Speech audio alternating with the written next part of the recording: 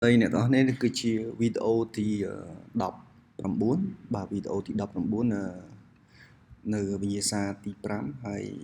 នេះគឺជាវគ្គទី3បាទផ្នែកទី3នៃវិញ្ញាសាគឺវេយ្យាករណ៍បាទអញ្ចឹងនៅក្នុងនេះគឺគេឲ្យយើងរើសចម្លើយមួយដែលត្រឹមត្រូវហើយបន្តមកទៀតគ្រីសនៅចំណុច A B C ដែលជាអក្សរតំណាងឲ្យចម្លើយហ្នឹងអាណាត្រូវគ្រីសនៅប្រឡោះហ្នឹងទៅបាទអញ្ចឹងយើងមើលការណែនាំរបស់គេគេថាម៉េច There are 4 answers after each sentence only one answer is correct choose the right answers and tick it in the right column the first one has been done as an example for you បាទអញ្ចឹងមានចម្លើយ4បន្ទាប់ពីប្រយោគនីមួយៗហើយចម្លើយតែមួយប៉ុណ្ណោះដែលត្រឹមត្រូវជ្រើសរើសចម្លើយដែលត្រូវហើយគ្រីសវានៅក្នុងប្រអប់ដែលត្រឹមត្រូវទី1ត្រូវបានធ្វើជាឧទាហរណ៍បាទអញ្ចឹងយើងមើលទាំងអស់គ្នានេះគឺឧទាហរណ៍ដែលគេធ្វើយើងហើយបាទគេដាក់ទី1ហ្នឹងគេដាក់ I ហើយ A នេះណា I ask her for help whenever my department is understaffed បាទអញ្ចឹងទី2បាទនេះជាឧទាហរណ៍ហើយឥឡូវយើងមើលទី1តែម្ដងដែលជាលំហាត់ដែលយើងត្រូវធ្វើ Mr. Somnang was getting ready to leave the hotel when he blah blah blah a phone call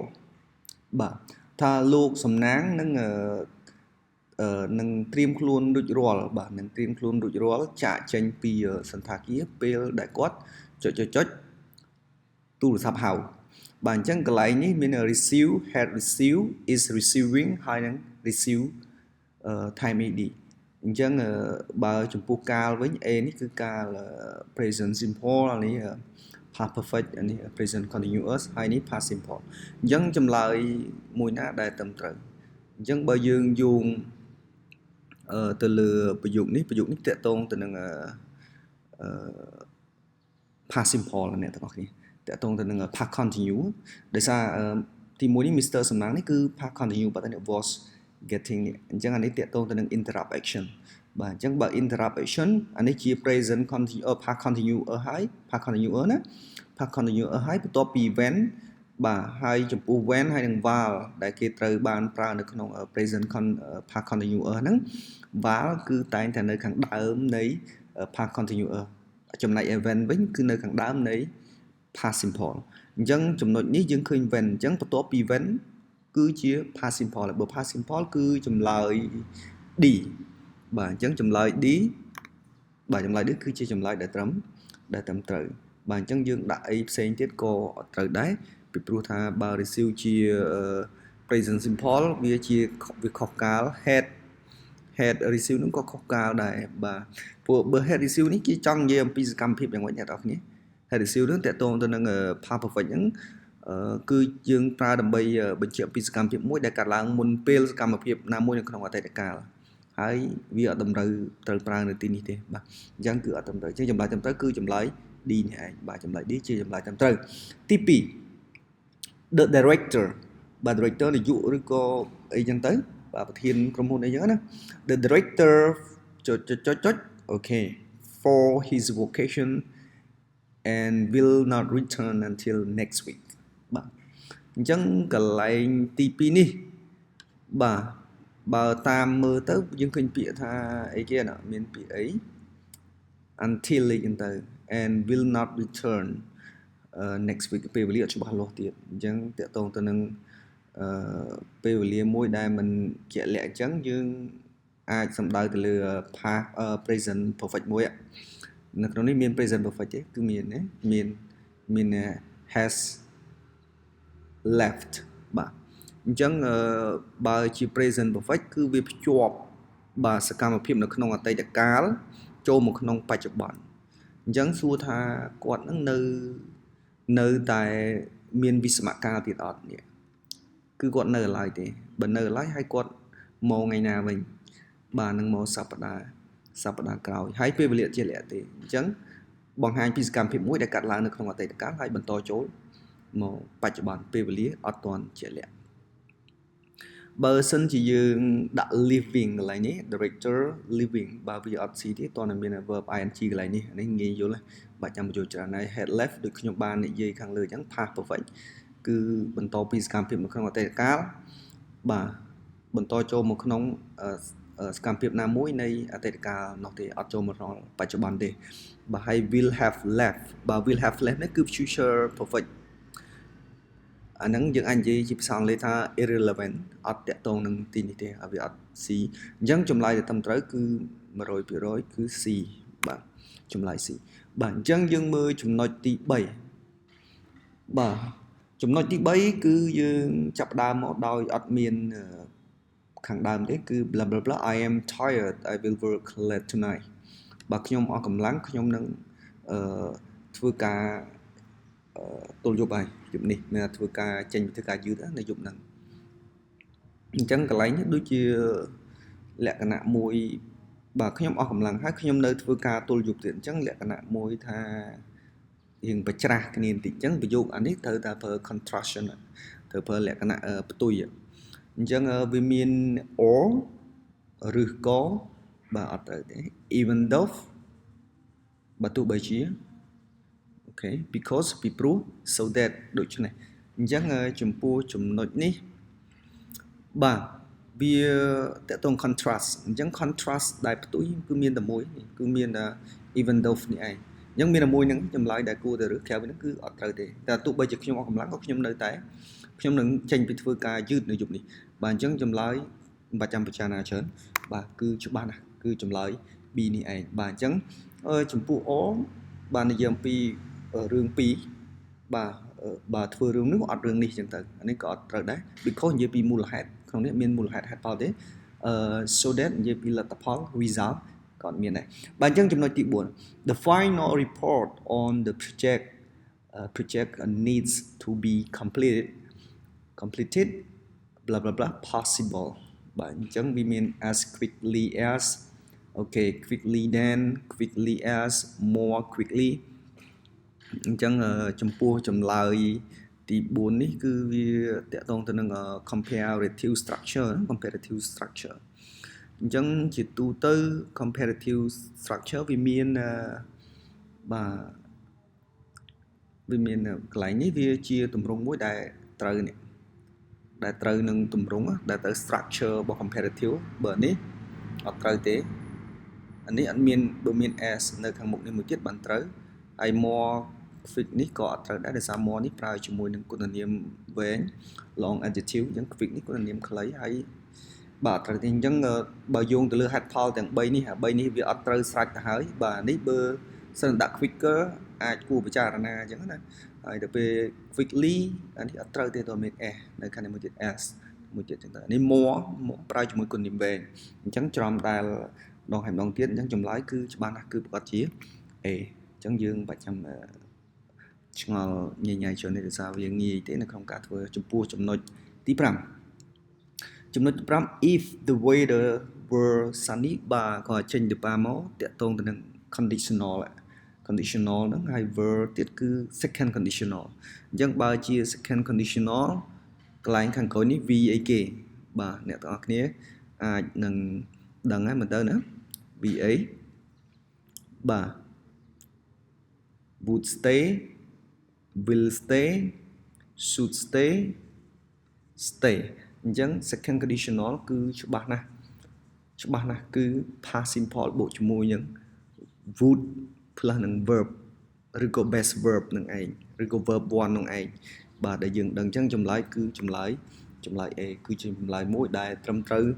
100% តែម្ដងបាទអញ្ចឹងបើយើងដាក់ will stay បាទដាក់ will stay នេះគឺវាតកតងទៅនឹង first conditional ទេអត់ត្រូវទេបើ should stay វិញតកតងទៅនឹងអីគេការផ្ដល់ដំបូន្មានដែលគ្មានសមត្ថកម្មអីផ្សេងទេណាបាទហើយចំពោះ stay នេះវិញគឺអត់មាន modal verb would អត់មានអីចឹងវាមិនត្រូវនៅក្នុងប្រយោគលក្ខខណ្ឌអត់ត្រូវនៅក្នុង conditional statement ទេបាទអញ្ចឹងយើងបន្តទៅចំណុចបន្ទាប់ទៀតនៃផ្នែកទី3បាទគឺចាប់ពីលេខ6ដល់លេខ12បាទអញ្ចឹងចំណុច នៅក្នុងផ្នែកទី3នេះយើងចាប់ដើមមើលពីចំណុចលេខ6តែម្ដង I feel tired because I blah blah blah 4 hours ខ្ញុំមានអារម្មណ៍ថាអស់កម្លាំងដោយសារតែខ្ញុំចុចអស់រយៈពេលច្រើនម៉ោងអញ្ចឹង were working have been working am working have worked បាទអញ្ចឹងនៅក្នុងនេះបាទបើយើងដាក់ថា was working បាទតើតើទៅនឹង past continue បើវាជា past continue វាមិនមានជាប់តកតងទៅនឹងការអស់កម្លាំងនៅពេលបច្ចុប្បន្ននេះទេអានេះបច្ចុប្បន្នអញ្ចឹងមិនស៊ីអត់ត្រូវទេបាទអញ្ចឹង B have been working បើយើងដាក់ have been working បាទ have been working ហ្នឹងគឺវាចង់សំដៅទៅលើកំឡុងពេលមួយដែលចាប់ដើមនៅក្នុងអតីតកាលហើយបន្តនៅពាក់ព័ន្ធមកដល់ឥឡូវអញ្ចឹងខ្ញុំអស់កម្លាំងមានអារម្មណ៍អស់កម្លាំងដោយសារខ្ញុំបានកំពុងធ្វើការអញ្ចឹងចំពោះចំណុចនេះគាត់នៅធ្វើការគាត់នៅមានអារម្មណ៍អស់កម្លាំងហើយក៏ការធ្វើការហ្នឹងក៏មិនប្រកាសថាចប់ដែរគឺអត់ទាន់ចប់ទេអញ្ចឹង for hour នេះមានថាគាត់នៅធ្វើការឡើយទេមានថាបន្តធ្វើការពីអតីតកាលចូលបច្ចុប្បន្នអញ្ចឹងអានេះជាជំរឿនមួយដែលយើងគួរពិចារណាបាទហើយយើងមើលទៀត I'm working បើយើងដាក់ I'm working present continuous ចង់និយាយអំពីវាសង្កត់ធ្ងន់ទៅលើសកម្មភាពនាពេលបច្ចុប្បន្នសកម្មភាពឥឡូវហ្នឹងអញ្ចឹងអានេះគាត់មិនកំពុងធ្វើឥឡូវទេគឺគាត់បានធ្វើកន្លងមកហើយឡើងអស់កន្លងហើយហ្នឹងអញ្ចឹងគាត់ធ្វើច្រើនម៉ោងហើយអញ្ចឹងវាមានសកម្មភាពនៅក្នុងអតីតកាលមកកណាត់ដត់ហើយអញ្ចឹង I'm working នេះគឺអត់ត្រូវទេ has work present perfect បាទ present perfect វាគឺមានការបញ្ជាក់តិចបំផុតនៅក្នុងកំឡុងពេលណាមានថាបញ្ជាក់ឲ្យថាពេលហ្នឹងវាយ៉ាងម៉េចហ្នឹងគឺវាអត់សូវត្រូវទេបាទបើថាវាបន្តធ្វើទៀតលក្ខណៈបន្តចានេះអត់បន្តទេគ្រាន់តែវាកាត់ឡើងពីអតីតកាលបន្តចូលបច្ចុប្បន្នហើយពេលវេលាចប់អត់បានជាក់លាក់ចឹងទៅបើនៅក្នុងនេះវារៀងវាច្បាស់ជាងវាចង់និយាយថាវា more connect ជាង present perfect បាទអញ្ចឹងខ្ញុំនិយាយច្រើនបន្តិចបាទសង្ឃឹមអ្នកនរគ្នានឹងយល់នៅអ្វីដែលខ្ញុំបាននិយាយអូខេអញ្ចឹងយើងចម្លើយត្រឹមត្រូវគឺចម្លើយ B នឹងឯងបាទអញ្ចឹងយើងបន្តមកទៀតយើងទៅមើលចំណុចទី7 if he were a millionaire បាទទៀតហើយអានេះគឺជាការលេខអ្នកទាំងអស់គ្នាបាទគឺ second conditional បាទ second conditional ក៏កលេចមកឃើញចម្លើយបាទគឺចម្លើយ A យើងមិនបាច់ចាំនិយាយទៀតទេបាទដោយសារតែវាស្រួលរឹសអញ្ចឹងយើងអត់និយាយច្រើនបាទ if Mr. Sawood does not arrive soon we doubt him បើមិនបើលោក Sawood មិនមកដល់ភ្លាមទេយើងដោយគ្មានគាត់បាទអញ្ចឹងនៅក្នុងចំណុចទី8នេះបាទគឺតកតងទៅនឹងអីគេ does not នេះគឺ present simple អញ្ចឹងតកតងទៅនឹង first conditional អញ្ចឹងបើ first conditional ដូចខ្ញុំបានប្រាប់នៅវិញ្ញាសាមុនអញ្ចឹងចំណុចមុនអញ្ចឹងគឺយើងត្រូវមានអីគេ will live បាទ will live នឹងឯងបាទអញ្ចឹងចម្លើយគឺ D បាទនេះ first conditional បាទអញ្ចឹងយើងទៅចំណុចទី8 if សំទោសទី9 if I had a spare ticket បាទខ្ញុំបើសិនខ្ញុំមានសម្បត្តិ free I blah blah blah you to the concert បើសិនបាទ had a spare បាទនេះគឺទម្រង់អតីតកាលបាទអតីតកាលវាចូលលេខទៀតហើយអ្នកទាំងអស់គ្នាចូល second conditional បើ second conditional តើមួយណា second conditional តើមួយណាបាទអញ្ចឹងនៅក្នុងនេះចម្លើយដែល suitable ជាងគេដែលត្រូវគឺចម្លើយ A could take បាទ could ឬក៏ would យើងអាចប្រើបានដូចគ្នាបាទអញ្ចឹងយើងទៅចំណុចទី10បាទចំណុចទី10កន្លែងនេះគឺគេនិយាយថាម៉េច we arrived ភ្នំពេញ at 4:30 in the morning បាទយើងមកដល់ភ្នំពេញនៅម៉ោង4កន្លះនៅពេលព្រឹក to at 4 in អញ្ចឹងបើយើងដាក់ to បាទបើសិនបើយើងដាក់ to នៅចំណុចនេះបាទ to ជាទូទៅគឺ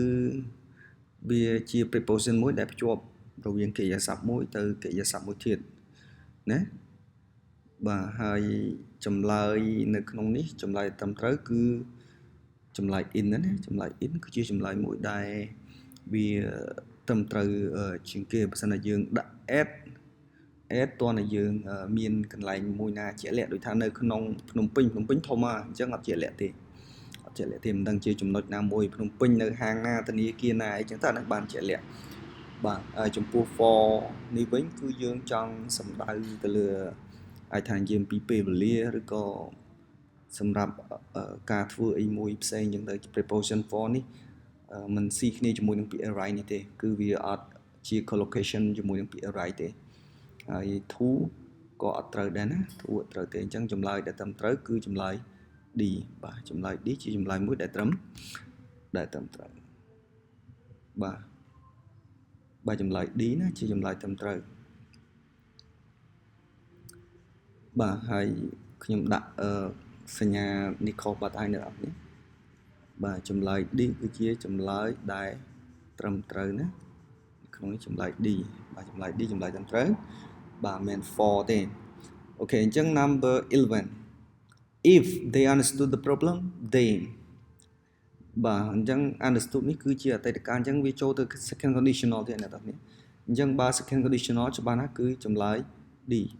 បាទចម្លើយ D បាទខ្ញុំដាក់ខុសទៀតហើយបាទចម្លើយ D បានត្រឹមត្រូវណាចម្លើយ D អញ្ចឹង second conditional បាទ second conditional បានត្រឹមត្រូវ 12 I didn't see you the party last weekend បាទអញ្ចឹងចំណុចនេះចម្លើយត្រឹមត្រូវគឺបាទចម្លើយ D ណាចម្លើយ D at the party បាទបើយើងដាក់ for វាបញ្ជាក់ពីគោលបំណងអីមួយអញ្ចឹង by មានន័យថានៅក្បែរបើ for និយាយពីគោលបំណង by នៅក្បែរដល់ពេល to បាទគឺជា adverb វាអត់បញ្ជាក់ឲ្យពួកអស់នេះទេបាទអញ្ចឹងចម្លើយត្រឹមត្រូវគឺ at វាជាទីកន្លែងមួយដែលជាក់លាក់ណាទីកន្លែងមួយដែលជាក់លាក់ at the party for the event សម្រាប់ព្រឹត្តិការណ៍អីមួយចឹងទៅ at ជាចម្លើយមួយដែលត្រឹមត្រូវអញ្ចឹងចម្លើយត្រឹមត្រូវគឺ D បាទហើយខ្ញុំដាក់ក្នុងចន្លោះនេះព្រោះដាក់ C រហូតដោយសារមានផ្លាកមើលខាងលើនេះ A B C D ដល់ពេលយើងច្រឡំអញ្ចឹងអ្នកទាំងអស់គ្នាអាចបាទកែឬក៏មើលខ្លួនឯងទៅហើយមានចំណុចកន្លែងណាដែលមិនទាន់យល់សូមអ្នកទាំងអស់គ្នា comment ហើយខ្ញុំនឹងធ្វើការបកស្រាយជូនអ្នកទាំងអស់គ្នាតាមដែលអាចធ្វើបានអរគុណច្រើន See you